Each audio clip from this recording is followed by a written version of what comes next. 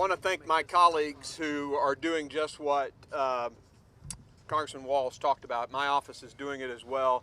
There are many people up here who've gotten 100, 200, 300 people talk through the wire or across the border out of Afghanistan. So I give you guys a big shout out. Afghanistan is a beautiful country if you take the Taliban out of it. The people that I worked with when I was there are amazing. I served in one of our nation's Tier 1 units, doing some pretty amazing things while I was over there. I was there when Pat Tillman was killed. I'll never forget, for as long as I live, that flag-draped coffin going through a cordon of some of our nation's most elite warriors, and there wasn't a dry eye. I have other friends that are not with us. I see their children in my town because I serve the community at Fort Campbell. I have to look them in the eye when I'm back in my district. Let me say this to every Afghan veteran. Your service was not in vain. Your service was not in vain.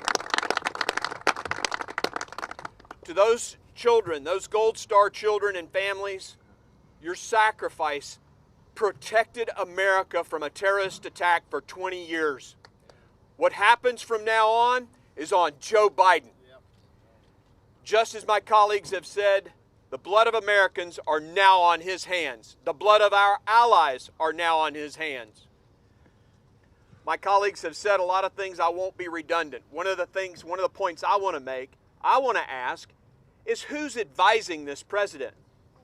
Because what the president is saying, we all know it's inaccurate. He said the other day, no one advised him to pull out, not to pull out. We know that's blatantly false. Mark Milley has been saying, don't pull out, add to the force. So who is telling this guy, it's okay to pull out? Or is he being intentionally deceptive? Or does he really even know what's going on? He said, no, the Afghans don't want to leave. Remember that in his press conference? The Afghans don't want to leave. There are already 18,000 that had applied, 53,000 family members that had applied. He said the Afghans don't want to fight. Guys, gals who serve with these guys, they're warriors, aren't they? Yep. I mean, they want to fight. But when you walk away in the middle of the night in Bagram Airfield and they show up and go, hey, where'd the Americans go? You think they have a will to fight? Do you think they're going to feel like they're supported by us? This is the kind of war where they fade into the background in order to survive. Because it's not like me.